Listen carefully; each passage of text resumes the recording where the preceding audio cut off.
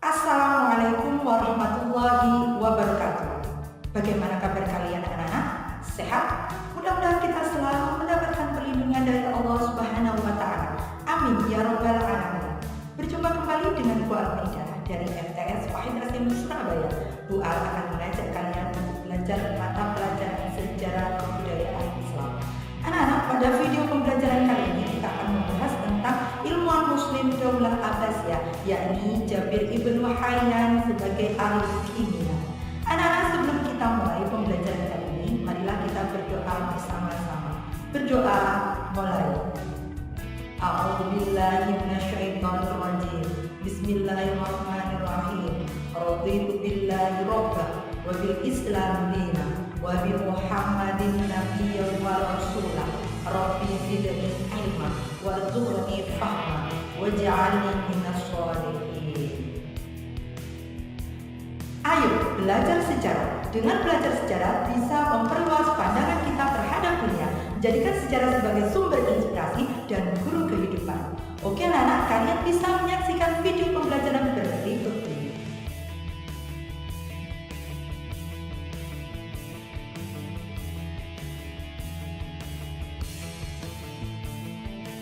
Anak-anakku, kita telah sampai di bab yang ketiga, yakni tentang Jabir ibnu Hayyan, ilmuwan kimia Daulah Abbasiyah. Materi ini merupakan materi sejarah kebudayaan Islam di kelas 8 semester ganjil. Masih bersama Bu Almaidah.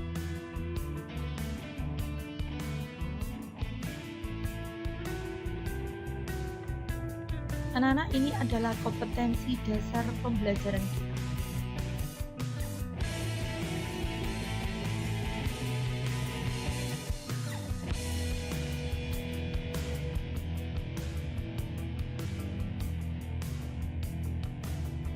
Sedangkan ini adalah tujuan pembelajaran.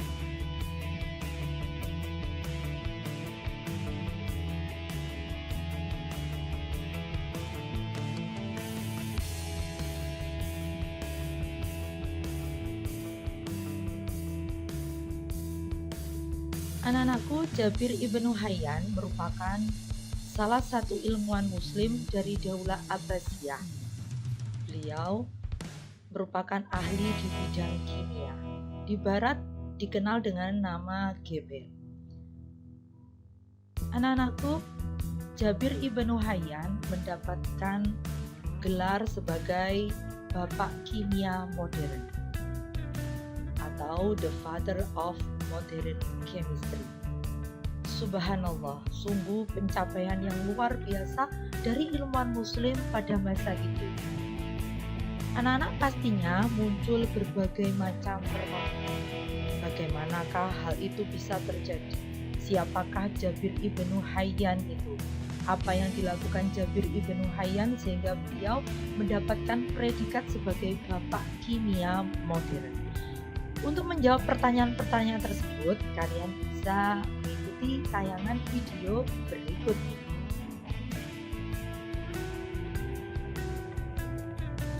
Peta konsep. Pada video pembelajaran kali ini, kita akan membahas 3 pokok bahasan. Pokok bahasan yang pertama yakni tentang biografi singkat Jabir ibnu Hayyan. Yang kedua yakni tentang hasil karya penemuan keilmuan kimia yang telah dilakukan oleh Jabir ibnu Hayyan. Dan yang ketiga tentang teladan yang bisa kita ambil, bisa kita contoh dari sosok Jabir ibnu Hayyan. Kita akan membahasnya satu persatu anak-anakku. Kita mulai dengan pembahasan yang pertama, yakni tentang biografi singkat dari Jabir ibnu Hayyan. Jabir ibnu Hayyan lahir sekitar tahun 100 Hijriah atau 721 Masehi di Tus Khurasan dan meninggal sekitar tahun 815 Masehi. Nama lengkapnya yakni Abu Musa Jabir bin Hayyan al-Sufi al-Azadi. Beliau merupakan keturunan dari suku Ad dari Arabia Selatan. Ayahnya bernama Hayyan, seorang ahli obat-obatan atau apoteker. Selanjutnya, Jabir ibnu Hayyan merupakan anak yang pandai dan semangat dalam menuntut ilmu. Beliau memiliki rasa ingin tahu yang tinggi tentang sesuatu. Beliau memperoleh pendidikan dari Khalid bin Yazid dan Imam Ja'far Shadiq. Sebagai seorang muslim, beliau merupakan muslim yang taat, tekun, sering beriktikaf dan juga belajar Al-Quran. Seringkali di rumahnya beliau beriktikaf di sebuah ruangan khusus di dalam rumahnya, sehingga beliau dikenal sebagai seorang sufi yang tekun dan sering beriktikaf. Anak-anakku, sungguh istimewa. Jabir ibnu Hayyan mampu menyeimbangkan kebutuhan akhirat dan juga kebutuhan dunia. Selanjutnya, hasil karya penemuan teori dan konsep yang dikemukakan oleh Jabir ibnu Hayyan. Yang pertama, Jabir ibnu Hayyan mengembangkan teknik percobaan atau eksperimen sistematis di dalam penelitian kimianya. Karena menurut Jabir ibnu Hayyan, ilmu kimia tidak hanya bersifat teori saja, tetapi juga harus melakukan eksperimen. Mengenai hal ini, Jabir ibnu Hayyan berkata, hal penting yang pertama dalam kimia adalah bahwa engkau harus melakukan pekerjaan dan melakukan percobaan praktik.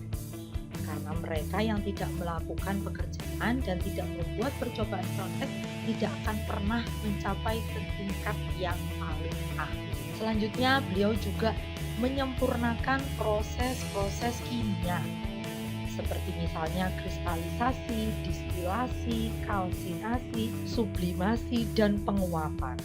Beliau juga mengaplikasikan ilmu kimia pada pembuatan besi dan logam lainnya serta pencegahan karat.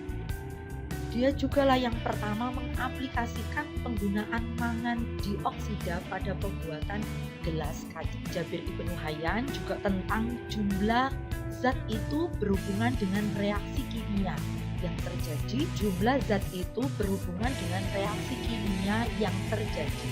Hal ini merupakan rintisan dari hukum perbandingan tetap yang kita kenal saat ini. Selanjutnya, dalam mengembangkan eksperimennya, Jabir ibnu Hayyan membuat lebih dari 20 jenis peralatan laboratorium kimia seperti alembik, tabung kimia, serta deskripsi dari banyak proses kimia sebagaimana sekarang yang dikenal seperti kristalisasi, distilasi, sublimasi, serta proses-proses kimia lainnya.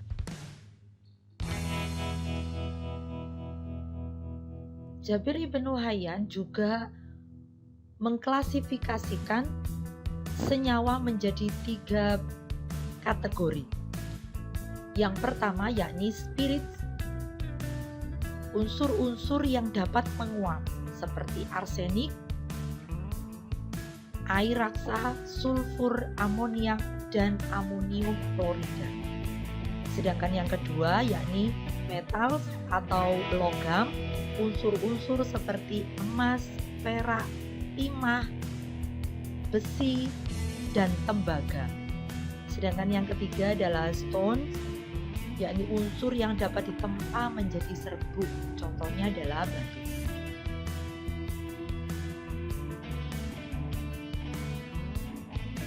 Anak-anakku, Jabir ibnu Hayyan merupakan ilmuwan muslim yang produktif. Tidak kurang dari 270 buku yang telah dihasilkannya.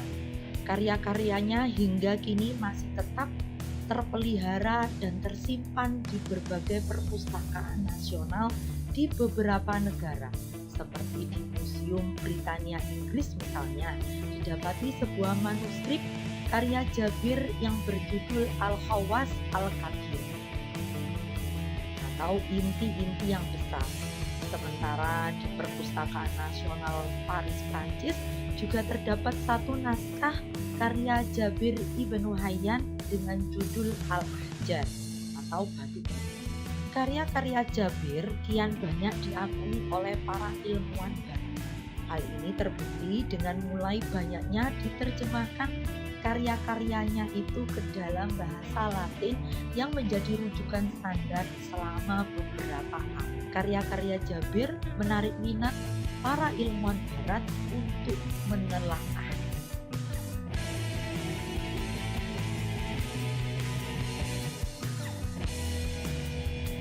Sekitar abad pertengahan Eropa, risalah kimia Jabir Ibnu Hayyan diterjemahkan ke dalam bahasa Latin dan menjadi teks standar untuk kimia Eropa pada waktu itu. Kitabnya adalah kitab Alkimia yang diterjemahkan di Eropa menjadi Book of Alchemy Composition. Kemudian kitab Al-Sab'in yang diterjemahkan menjadi Books of 17. Kemudian beberapa istilah teknis kimia dalam bahasa Arab yang diperkenalkan oleh Jabir bin Hayyan seperti alkali kini telah ditetapkan menjadi kosakata ilmiah kimia modern. Oke anak-anak, di bagian terakhir dari pembelajaran kita adalah teladan yang diberikan oleh Jabir Ibnu Hayyan. Di akhir eksperimen dan penelitiannya, Jabir Ibnu Hayyan sering menuliskan sebuah catatan. Kalian bisa menyimaknya. Saya pertama kali mengetahuinya dengan melalui tangan dan otak saya, dan saya menelitinya hingga sebenar mungkin, dan saya mencari kesalahan yang mungkin masih terjadi. Jabir Ibnu Hayyan. Anak-anak, dari perkataannya tersebut menunjukkan bahwa Jabir Ibnu Hayyan merupakan orang yang sangat teliti terhadap penelitian. Semua pencapaian Jabir Ibnu Hayyan tersebut tentu saja tidak datang dengan sendirinya, tetapi melalui proses dan perjuangan yang besar. Kegigihan, ketekunan dari Jabir Ibnu Hayyan dalam mempelajari bidangnya tersebut yang menjadikannya beliau sebagai seorang ilmuwan yang dikenal sebagai bapak kimia modern. Oleh karena itu anak-anakku sekalian, kita harus mencontoh kegigihan dan ketekunan dari Jabir Ibnu Hayyan tersebut agar kita bisa mencapai apa yang kita inginkan. Semuanya memerlukan proses dan perjuangan yang besar, karena sesuai dengan pepatah, siapa yang bersungguh-sungguh pasti akan berhasil. Anak-anak, mungkin itu saja penjelasan yang bisa Bu Al sampaikan pada kesempatan kali ini. Kita lanjutkan dengan ayo kalian diskusikan peran Jabir Ibnu Hayyan dalam kemajuan peradaban kebudayaan Islam. Selamat mengerjakan. Bagaimana anak-anak? Setelah kalian menyaksikan video pembelajaran tadi, apakah kalian sudah bisa memahaminya? Alhamdulillah, mudah-mudahan kalian bisa memahami apa yang sudah kalian pelajari bersama. Anak-anak, mungkin itu saja yang bisa Bu Al sampaikan pada video pembelajaran kali ini. Mudah-mudahan bisa mendapatkan manfaatnya. Untuk penutup, marilah kita berdoa bersama-sama. Berdoa mulai. A'udzubillahi minasyaitonirrajim. Bismillahirrahmanirrahim. Allahumma inni astaghfiruka ma 'allamtani farduhu ilayya illa hajati wa la tamsanihi ya rabbal alamin. Akhirul kalam, wabillahi taufiq wal hidayah. hidayah wal ridha wal inayah. Wassalamualaikum warahmatullahi wabarakatuh.